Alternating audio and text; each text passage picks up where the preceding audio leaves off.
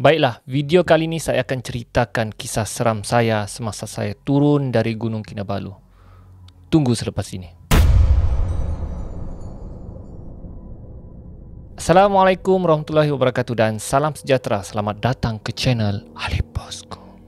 Baiklah, channel ini banyak menyediakan video-video yang menarik. Jadi jangan lupa untuk subscribe dan tekan butang loceng untuk update video-video yang terbaru. Jadi, ini adalah kesinambungan cerita saya tentang Gunung Kinabalu dan ia berlaku kepada diri saya sendiri. Seperti cerita saya sebelum ni, saya ada seorang guide. Okey, saya telah upah guide untuk mendaki Gunung Kinabalu, iaitu Abang Franchise. Okey, jadi semasa saya mendaki ke Gunung Kinabalu, dia banyak menceritakan cerita-cerita misteri di Gunung Kinabalu. Jadi banyak cerita misteri yang diceritakannya. Namun saya pun sukar untuk detailkan apa cerita-cerita misterinya, terlampau banyak yang diceritakannya dengan saya. Namun begitu, kisahnya bermula ketika saya ingin menuruni Gunung Kinabalu. Okey, jadi selepas saya mendaki sampai puncak, saya buat aktiviti via ferata, kemudian sampai ke Pedenhan, okey, bilik saya berkemas dan saya turun semula ke bawah. Okey, jadi saya pun tidak sangka benda ini boleh berlaku dengan saya. Saya pun tidak sangka. Jadi semasa saya turun, saya tidak sediakan saya punya GoPro lah. Biasanya semasa mendaki saya sediakan. Okey, saya rakam setiap momen-momen ketika mendaki. Jadi semasa turun, saya tidak bersedia langsung. Okey, saya off kamera saya tidak tukar bateri kamera saya. Jadi benda untuk merakam semasa turun tu tidak ada, ya. Jadi momen-momen semasa saya turun tu saya tidak rakam. Jadi amat sayang jugalah sebab semasa saya turun tu rupa-rupanya saya telah bertembung satu benda yang sangat misteri dan saya terlepas untuk merakam benda tersebut. Jadi ia hanya sekadar memori kepada diri saya lah, hanya ingatan. Dan kalau saya ingat balik cerita ni, saya pun agak misteri dan saya tidak sangka lah benda ni boleh berlaku dengan saya. Sedangkan benda tersebut sepanjang perjalanan, abang guide saya hanya ceritakan saja orang bertembung dengan ini, orang berjumpa dengan benda ni, dan saya tidak sangkalah saya sendiri terjumpa benda tersebut. Apakah benda yang saya jumpa? Jom dengar cerita ini. Jadi selesai sahaja saya buat aktiviti via ferata, saya berkemas, saya ambil barang-barang saya dan saya beritahu guide saya untuk turun. Jadi saya ingin turun dengan segeralah, dengan cepat sebab memandangkan family saya menunggu di bawah lah, di homestay. Jadi saya kena kejar masa untuk turun ke bawah. Jadi saya tidak rest, saya tidak rehat. Saya hanya sampai di pondok saya mandi, saya kemas barang dan saya ambil sedikit Panadol lah. Takut nanti lemah ke, letih ke kan atau pening ke. Jadi saya ambil Panadol supaya kuat sikit lah. Jadi guide saya pun tanya dengan saya, "Dengan kau tidak penat kan lagi?" Saya cakap saya tidak penat lah. Saya cakap saya masih ada tenaga dan boleh turun lagi. Dia cakap kalau begitu okey lah, dia cakap. Jadi untuk turun saya tidak bergerak perlahan, saya bergerak laju. Untuk turun saya bergerak laju turun ke bawah. Memang agak laju lah. Memang saya rasa sepanjang saya turun saya tidak ada stop, saya tidak ada rehat, saya terus turun. Mula daripada pukul 11.30 saya direct terus turun ke bawah. Dan memang saya agak laju turun ketika itu tanpa rehat. Dan guide saya ingatkanlah agar jangan terlalu banyak gunakan tenaga sebab takut kau terlalu penat. Dia cakap lah. Tapi saya cakap saya boleh lah. Jadi guide saya menuruti saya lah ketika turun. Walaupun saya agak laju, dia pun dia cakap, "Wow, kau ni fit," dia cakap. Mungkin saya banyak latihan lah sebelum mendaki Gunung Kinabalu ni. Kalau anda menuruni Gunung Kinabalu, anda akan jumpa pondok-pondok lah. Pondok 1, pondok 7. Ada 7 km untuk turun ke bawah. Jadi saya turun seperti biasa, tidak ada berlaku apa-apa, menikmati pemandangan yang indah, sejuk dan bertembung dengan pendaki-pendaki yang naik.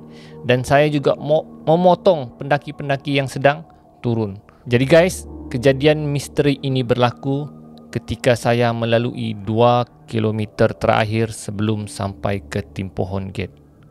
Jadi saya pun tidak sangkalah benda ini berlaku. Kebetulan guide saya agak jauh di belakang saya, dan ketika itu hanya saya seorang saja berjalan di dalam hutan Gunung Kinabalu ketika itu. Memang tidak ada orang, saya seorang saja. Dan guide saya memang agak jauh daripada saya lah. Dan apabila sampai di 2 km terakhir tu, saya ada melihat satu kelibat. Okey. Dan yang pertama kali saya ingat benda tersebut adalah orang. Okey, orang yang tengah turun mendaki Gunung Kinabalu sama-sama saya. Tapi masalahnya dia hanya stay. Maksudnya dia tidak bergerak ke mana-mana, dia hanya berdiri di tengah jalan. Jadi saya nampak benda tu memang dari jauh lagi. Okey, dari jauh lagi dia seperti sosok badan seseorang lah. Jadi saya memang nampak, oh ada orang di ujung ni. Okey, memang macam nampak seorang pendaki lah, macam orang, macam manusia biasa di hujung jalan. Jadi saya relax turun, dan saya betul-betul tidak sangka benda tu. Saya tidak sangka, memang tidak ada dalam fikiran saya, terlintas dalam fikiran saya benda misteri yang saya akan bertembung pada ketika itu. Jadi semakin saya jalan, semakin dekat, benda itu tersebut masih lagi ada stay situ, dan saya heran kenapa dia tidak bergerak ataupun tidak berjalan.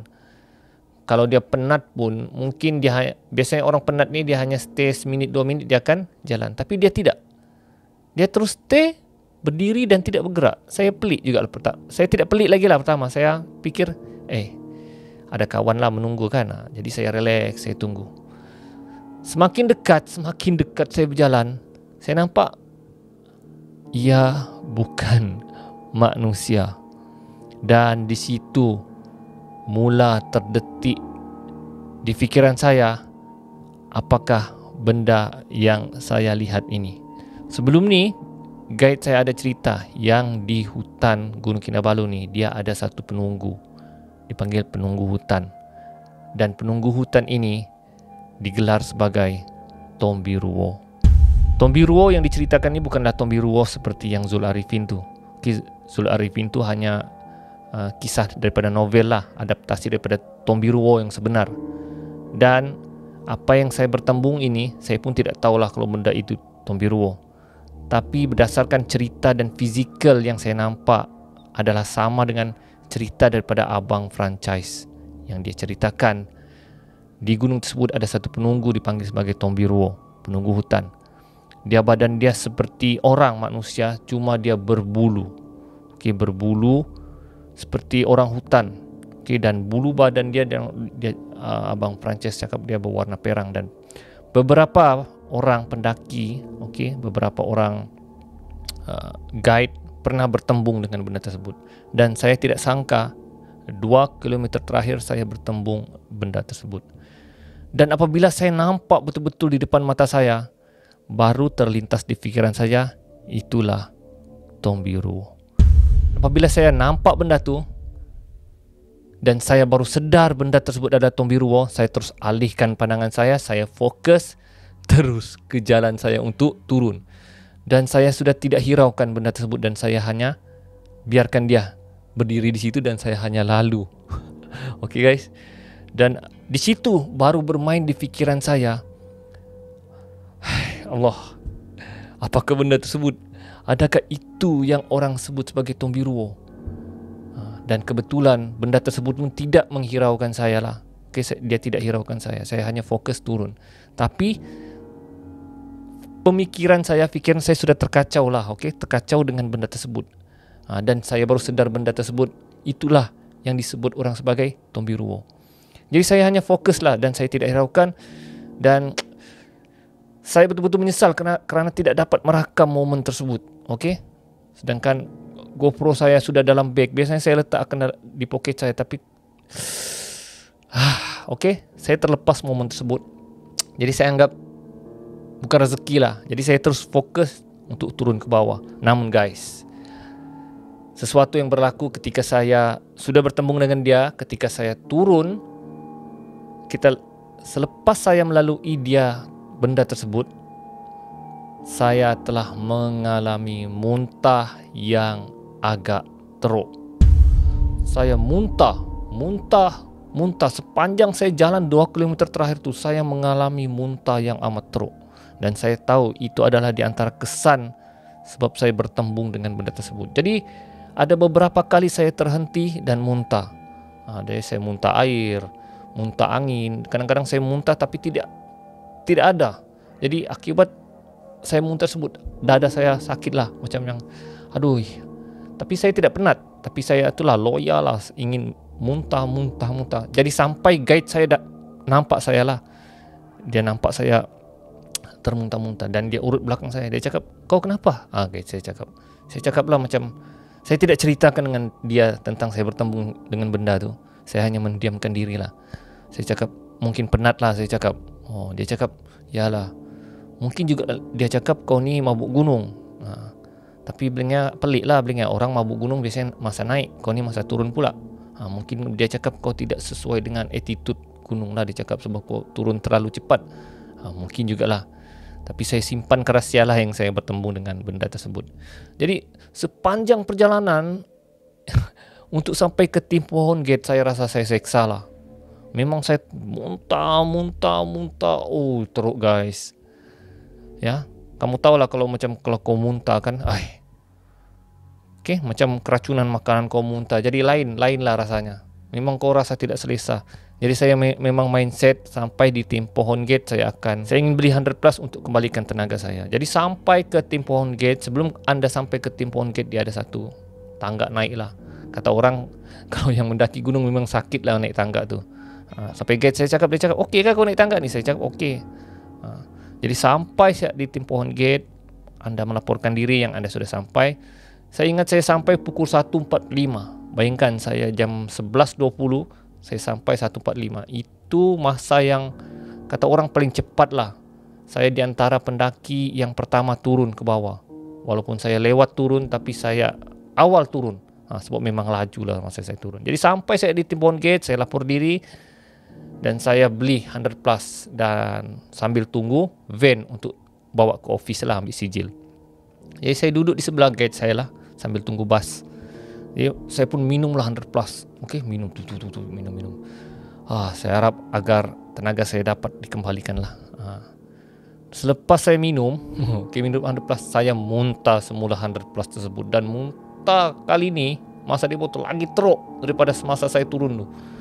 Dan saya sampai satu tahap sampai muntah angin yang, jadi semasa saya muntah teruk tu, guide saya urut belakang saya lah. Dia cakap, lain macam lah kau punya muntah ni atau sakit kau ni.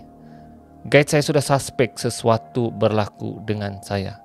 Dan akhirnya dia bertanya dengan saya. Dia cakap, Alip, dengar, kau ada bertembung ke apa-apa semasa turun tadi?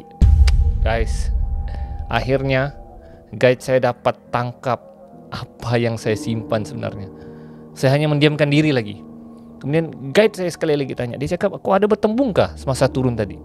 Dan akhirnya saya buka cerita lah. Dan saya bagi tahu dengan guide saya ada bertembung dengan satu benda ketika saya turun tadi. Guide saya cakap, saya sudah tahu ini. Dia cakap, itu bahasa orang Sabah lah kalau bercakap. Saya sudah tahu ini, Belinga. Dia cakap, saya tahu, Belinga, kau ada bertembung sesuatu. Sebab itulah, Belinga, kau muntah begini. Dia cakap, kalau orang kampung saya cakap keteguran lah ya, keteguran. Jadi saya pun sudah tidak hirau lah, sebab kepala saya sudah pening, loya sudah. Dia cakap, guide saya cakap, lepas ni sampai saja kau ke office, kau ambil sijil, kau sembahyang lah, dia cakap. Ya, walaupun dia bukan Islam, tapi dia faham lah. Dengan kau bacalah doa apa-apa yang kau amalkan, dia cakap, kau lindungilah dirimu, dia cakap. Jadi sampai saja ke office, saya bersalam, berpisah dengan saya punya guide. Saya ambil sijil saya dalam keadaan yang lemah, yang lemah, pening, loya semualah. Saya solat jamak Zuhur dan Asar dan saya hubungi ayah saya lah untuk ambil saya. Dan apabila naik ke kereta, ayah saya pun heran, kenapa ni? Dia cakap macam pening. Saya cakap saya mabuk lah. Saya pun tidak ceritakan dengan ayah saya apa yang berlaku. Dan sampai ke rest house saya sebelum masuk ke bilik, saya sekali lagi muntah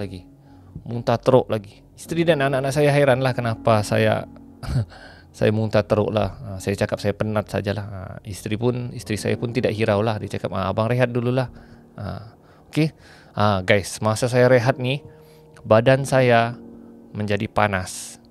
Dia tidak panas dan tidak, saya rasa panas dan saya rasa sejuk. Saya rasa dua situasi ini. Saya pun heran kenapa.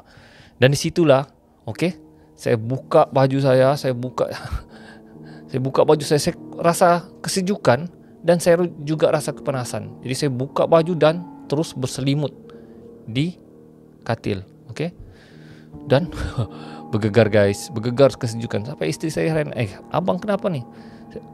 Saya cakap saya mau rehat dahulu. Jadi saya rasa kesejukan dan saya dalam masa saya rasa kepanasan juga. Dan saya rehat, coba tidurlah, saya lelapkan mata, tapi dalam bergegar lah. Jadi akhirnya ayah saya heran lah. Ayah saya datang ke bilik. Dia cakap, kau kenapa nih? Cakap, kau ni bukan pening nih. Dia cakap, macam lain sakitmu nih. Ayah saya sudah mula suspek lah. Dan ayah saya ambil tangan saya dan meruqyah saya. Ayah saya ni pandai ruqyah lah. Jadi ayah saya bacalah beberapa surah. Dan akhirnya ayah saya cakap, kau ni, dia cakap, keteguran. Guys, orang-orang tua ni dia tahu sebenarnya apa yang berlaku dengan kita. Jadi saya pun mengakui lah, yang sebenarnya saya telah keteguran disebabkan saya bertembung dengan Tombiruwo. Dan ayah saya cakap, kau ni tidaklah teruk sangat lah. Dia cakap keteguran ni. Jadi ayah saya ruqyah saya lah. Dia cakap kejap lagi lah. Saya cakap saya rehat dulu lah. Tapi ayah saya tahulah yang benda tersebut saya telah jumpa. Kemudian ayah saya tanya, apa yang kau jumpa? Saya bagi tahulah macam mana sosok tubuh yang saya jumpa. Ayah saya cakap kemungkinan itu penunggu gunung tersebut. Jadi lebih kurang setengah jam begitu, saya rasa badan saya terus hilang. Panas yang tadi hilang, sejuk tadi hilang, terus saya rasa segar. Saya bangun, saya ambil tuala saya, saya terus pergi mandi. Lepas mandi, terus saya segar dan sihat semula seperti biasa. Dan saya sudah boleh tersenyum dan gembira. Dan saya cakap dengan isteri saya, jom kita pergi makan jalan. Isteri saya terkejut lah, abang sudah sihat? Okey, sudah. Di situ saya terus sihat walafiat 100%. Ayah saya cakap, hilang sudah. Bolehlah, dia cakap. Jadi guys, itulah dia pengalaman saya bertemu dengan Tombiruwo lah, penjaga hutan di Gunung Kinabalu. Dan saya pun tidak sangka bertembung dengan benda ni, dan saya tidak terlintas bertembung dengan benda ni. Jadi guys, kesan yang saya terima lah selepas bertembung dengan benda tu memang agak teruk lah, muntah yang teruk, pening yang teruk ya.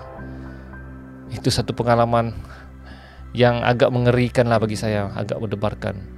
Dan saya menyesal kalau tidak dapat merakam momen tersebut.